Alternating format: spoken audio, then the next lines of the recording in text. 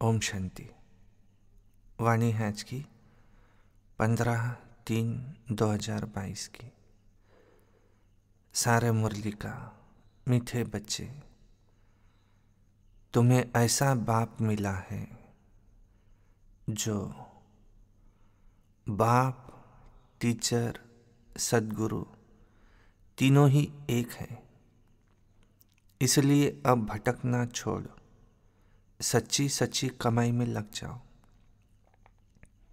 प्रश्न है, नई दुनिया में राज्य करने के लायक कौन बनते हैं? उत्तर है, जो अभी सर्वशक्तिवान बाप से सर्वशक्तियाँ प्राप्त करते हैं।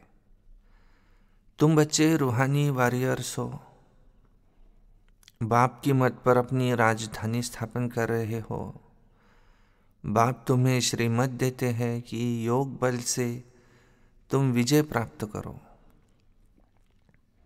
प्रश्न है, किन बच्चों के हर कदम में कमाई जमा होती है? उत्तर है, जो हर कर्म श्रीमत पर करते हैं उनके हर कदम में कमाई ही कमाई है। याद में रहना भी कमाई, सर्विस करना भी कमाई, यज्ञ सेवा करना भी कमाई। गीत है आज का, ओम नमः शिवाय। अभी तुम बच्चों को मालूम हुआ कि एक होता है लौकिक बाप, दूसरा होता है पारलौकिक बाप। जब कोई भी दुख होता है तो पारलौकिक माता पिता को याद किया जाता है। कोई सिर्फ परमात्मा को याद करते हैं, कोई कहते हैं तुम माता पिता हम बालक तेरे। चाहे कोई माता को याद करे या न करे, लेकिन जब गॉड फादर कहते हैं तो माता भी जरूर है ही। बच्चे माता बिगर कैसे पैदा हो सकते? बच्चे माता बिगर पैदा नहीं हो सकते।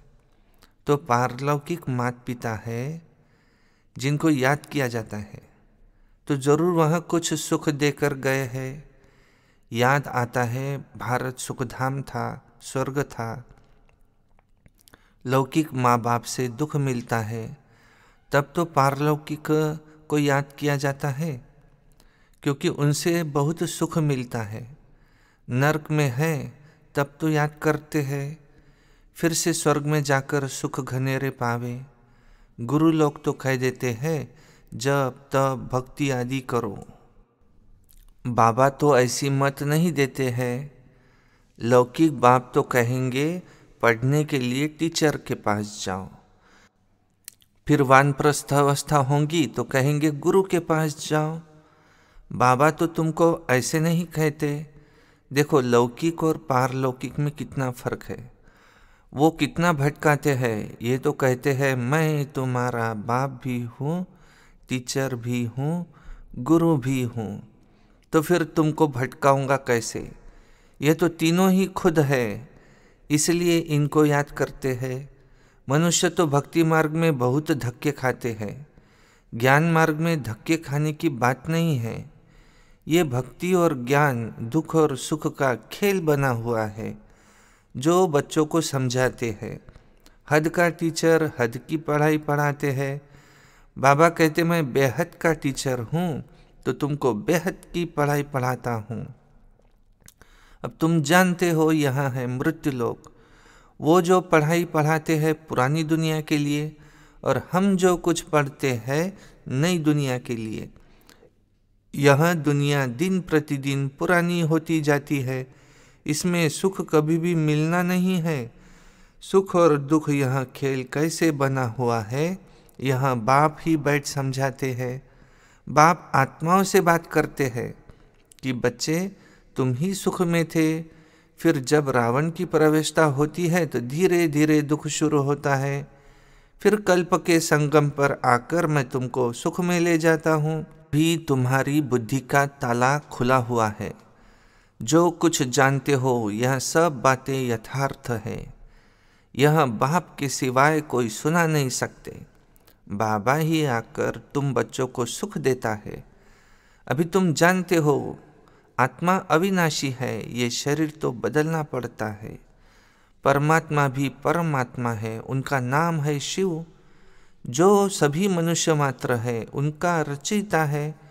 यहाँ सब है हद के क्रिएटर, बाबा है बेहद का क्रिएटर। सतयुग से लेकर कलयुग तक तुमको जो बाप मिले हैं वह है हद के। सतयुग में तुम्हारी प्रारब्ध है, वहाँ तुमको एक बाप और एक बच्चा मिलता है। और कलयुग में एक बाप को देखो 8-10 बच्चे होंगे। प्रजापिता ब्रह्मा को देखो कितने ढेर बच्चे हैं। परंतु वहाँ है मुखवंशावली जो बीके बनते हैं, फिर वही सतयुग में जाकर देवता बनेंगे। वह लौकिक बाप, टीचर, गुरु हद की बातें सुनाते हैं। यह पारलौकिक बाप बेहद की बातें सुनाते हैं। नई बातें बाप बच्चों के आगे बोलते हैं। भल घर में रहते भी तुम यह नई शिक्षा प्राप्त करो। यह भगवान की पाठशाला है। यह है श्रीमद् भगवद गीता पाठशाला अथवा ज्ञान के गीत जो तुम ही सुनते हो। ज्ञान सागर बाप ही आकर तुमको ज्ञान ज्ञानेश्वरी बनाते हैं। मम्मा को कहेंगे ज्ञान ज्ञानेश्वरी। ह्यूमैनिटी का सिजरा शुरू होता है। पहले है प्रजापिता ब्रह्मा, फिर है जगदम्बा। पहले ब्राह्मण रचते हैं, फिर है देवता, क्षत्रिय, वैश्य, शूद्र। जगदम्बा का भी बड़ा मर्तबा है, परंतु उनको कोई जानते नहीं है। ढेरों के ढेर देवियों के चित्र बना दिए हैं। वास्तव में 8-10 भुजा वाले तो कोई मनुष्य होते ही नहीं। विष्णु को 4 भुजाएं दिखाते हैं, परंतु फिर 4 टांगे क्यों नहीं दिखाते? तो यह सब है गुड़ियों का खेल। कलकत्ते में बहुत देवियाँ बनाते हैं, बहुत खर्चा करते हैं, खिला पिला कर फिर जाकर डूबोते हैं। यह सब है भक्ति मार्ग। अब तुम जानते हो हम सो देवी देवता थे, फिर असुर बने, फिर बाप आकर सो देवता बनाते हैं। अभी ये भ्रष्टाचारी दुनिया है। गवर्नमेंट भी कहती है, परंतु सीधा पूछो तुम पतित हो तो मानेंगे नहीं। अरे तुम पतित पावन को बुलाते हो, सब बुलाते हैं यथा राजा रानी तथा प्रजा। सन्यासी पवित्र बनते हैं तो यह भी ड्रामा में नूंद है। भारत जैसा पवित्र खंड कोई होता नहीं, इसलिए उनको कहा जाता है सचखंड। फिर वही झूठ खंड बनता है। भारत को पावन बनाने बाप भारत में ही आते हैं। भारत में ही शिव का अवतरण होता है। सोमनाथ का मंदिर कितना भारी बनाया है, भारतवासियों ने ही बनाया है, जिनको बाप ने इतना साहूकार बनाया है। तो बाप तो यहाँ पतित दुनिया और पतित शरीर में आते हैं पावन बनाने, लेकिन कई बच्चे पहचानते ही नहीं क्योंकि साधारण है। फिर भक्ति मार्ग में तुम्हारे पास बहुत पैसा होगा तो हीरे जवाहरातों के तुम मंदिर बनाते हो। सतयुग में तो अनगिनत पैसे होते हैं, वहाँ पैसे की गिनती नहीं, बेशुमार धन रहता है। तो बाप जिनको साहूकार बनाते हैं वह कितना बड़ा यादगार बनाते हैं। जो पहले लक्ष्मी नारायण थे वही 84 जन्म भोगते हैं। नंबर 1 में वो गिरते हैं जो भक्त बनते हैं, तो जिसने बनाया उनका ही यादगार बनाते हैं। लक्ष्मी नारायण विक्रमाजित बने, फिर 100 विक्रमी बनते हैं। तो उनका फर्ज है पहले जिसने ऐसा बनाया उनकी पूजा करना। सोमनाथ का मंदिर कितना फर्स्ट क्लास था, जिन्होंने लूटा वो तो मर गए, बाकी निशानियाँ लगी हुई है। अब तुम जानते हो हम सो पूज्य बन रहे हैं, फिर पुजारी बनेंगे, फिर मंदिर बनाना शुरू करेंगे। सिर्फ एक मंदिर तो नहीं होगा, राजाएं अपने घर में भी मंदिर बनाते हैं। जैसे घर में गुरुद्वारा बनाते, पहला नंबर किसने गुरुद्वारा बनाया होगा, फिर भक्ति मार्ग शुरू हो जाता है। पहले अव्यभिचारी भक्ति करते, फिर व्यभिचारी, और आजकल तो मनुष्य अपनी भी पूजा कराते हैं। उसको कहा जाता है भूत पूजा। भूत पूजा भी दुनिया में अथाह है। जो आया सो चित्र बनाते जाते हैं। भक्ति मार्ग है ना। अभी तुम्हारी बुद्धि में सारा ज्ञान है। बाप संगम पर ही एक ही बार आकर ये नॉलेज देते हैं। शास्त्रों में तो अनेक अवतार लिख दिए हैं, अवतार एक होता है। अवतरित तो आत्मा भी होती है, परंतु अवतार मनुष्य को नहीं कहा जाता। अवतार एक ही निराकार बाप है कि जिसको सारी दुनिया बुलाती है। फादर तो एक ही होगा ना जो परमधाम में रहते हैं। तो मदर भी तो चाहिए। क्या मदर भी परमधाम में रहती है? नहीं। फादर को यहाँ क्रिएट करना है, इसलिए बेहद के बाप को याद करते हैं। बाबा आकर स्वर्ग की रचना करो, उसको कहा जाता है हेवनली गॉड फादर। अभी तो कितना दुख है, लड़ाई मारा मारी है, इसलिए तो बुलाते हैं हे गॉड फादर आओ आकर रहम करो, हे पतितों को पावन बनाने वाले आओ, हम सब दुखी है पतित है, हे बाबा फिर आकर के स्वर्ग श्रेष्ठाचारी बनाओ। तुम सब भ्रष्टाचारी थे, अब श्रेष्ठाचारी बन रहे हो। भ्रष्टाचारी को श्रेष्ठाचारी बनाना एक बाप का ही काम है। जो वर्ल्ड गॉड फादर है वह जानते हैं कि सब बच्चे इस समय निधन के बन गए हैं, उन्हों को धन का श्रेष्ठाचारी बनाना है। 10-20 मनुष्यों को तो श्रेष्ठाचारी नहीं बनाएंगे।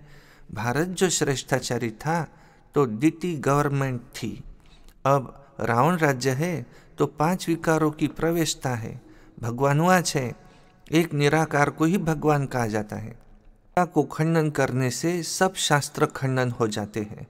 बाप कहते हैं मैंने तुमको जब राजयोग सिखाया था तो भारत स्वर्ग बन गया था। गीता मैंने सुनाई थी। कृष्ण को सारी दुनिया का भगवान कह नहीं सकते। हम आत्माओं का बाप एक निराकार भगवान ही है। बाकी ये कैसे कहा कि गीता का भगवान श्री कृष्ण है? कहते व्यास ने लिखा है, परंतु बाप कहते हैं नए विश्व का रचयिता, ज्ञान का सागर, पतित पावन मैं हूँ। मुझे ही सभी आत्माएं पुकारती है, हे पतित पावन परमात्मा आओ आकर मुझे पावन बनाओ। हर बाप ही ब्रह्मा द्वारा पावन दुनिया की स्थापना, पतित दुनिया का विनाश कराते हैं। फिर जो पवित्र बनते हैं वही राज्य भाग्य करते हैं। तुम हो शिव शक्ति सेना, जगदम्बा निमित्त बनी हुई है, वहाँ भी शिव बाबा से योग लगाए शक्ति ले रही है रावण पर विजय पाने के लिए। भारत में ही रावण राज्य है, भारत में ही रावण को जलाते हैं। भारत श्रेष्ठाचारी था, यहाँ कलयुग में भारत भ्रष्टाचारी है। यही खेल है, भ्रष्टाचारी से श्रेष्ठाचारी और श्रेष्ठाचारी से भ्रष्टाचारी बनना। तो ये चक्र है, कैसे फिरता है, ये बड़ी समझने की बातें हैं।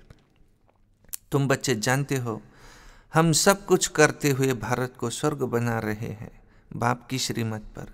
तुम हो रूहानी वॉरियर्स, योग बल वाले, सर्वशक्तिवान बाप की मत पर अपनी राजधानी स्थापन कर रहे हो।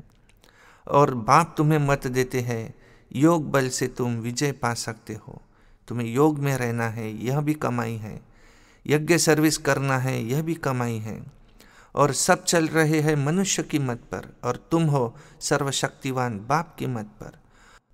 और कोई विश्व पर जीत पा न सके। ड्रामा में उनका पार्ट ही नहीं है वर्ल्ड पर राज्य करने का। कितनी बड़े ते बड़ी और साधारण बातें हैं। प्रदर्शनी से अभी तक इतना समझते नहीं हैं, तो भी प्रजा निकलती रहती है। अच्छा, मीठे मीठे सिक्के लधे बच्चों प्रति माता पिता बाप दादा का याद प्यार और गुड मॉर्निंग। रूहानी बाप की रूहानी बच्चों को नमस्ते, और हम रूहानी बच्चों की रूहानी बाप दादा को याद प्यार और नमस्ते। सदा रहो हंसते। धारणा के लिए मुख्य सार है। नंबर 1, हर कर्म श्रीमत पर करना है। याद में रहकर यज्ञ सेवा कर अपनी कमाई जमा करनी है। 2 नंबर, भटकना छोड़ भविष्य नई दुनिया के लिए पढ़ाई पढ़नी है। ज्ञान को धारण कर ज्ञान ज्ञानेश्वर ज्ञान ज्ञानेश्वरी बनना है। वरदान, अमृत वेले अपने मस्तक पर विजय का तिलक लगाने वाले स्वराज्य अधिकारी सो विश्व राज्य अधिकारी भव। रोज अमृत वेले अपने मस्तक पर विजय का तिलक अर्थात स्मृति का तिलक लगाओ। भक्ति की निशानी तिलक है और सुहाग की निशानी भी तिलक ही है। तो राज्य प्राप्त करने की निशानी भी राज तिलक है। कोई कभी शुभ कार्य में सफलता प्राप्त करने जाते हैं तो जाने के पहले तिलक देते हैं। आप सबको भी बाप के साथ का सुहाग है, इसलिए अविनाशी तिलक है। अभी स्वराज्य के तिलकधारी बनो तो भविष्य में विश्व के राज्य का तिलक मिल जाएगा। स्लोगन है, ज्ञान, गुण और शक्तियों का दान करना ही महादान है। अच्छा, ओम शांति।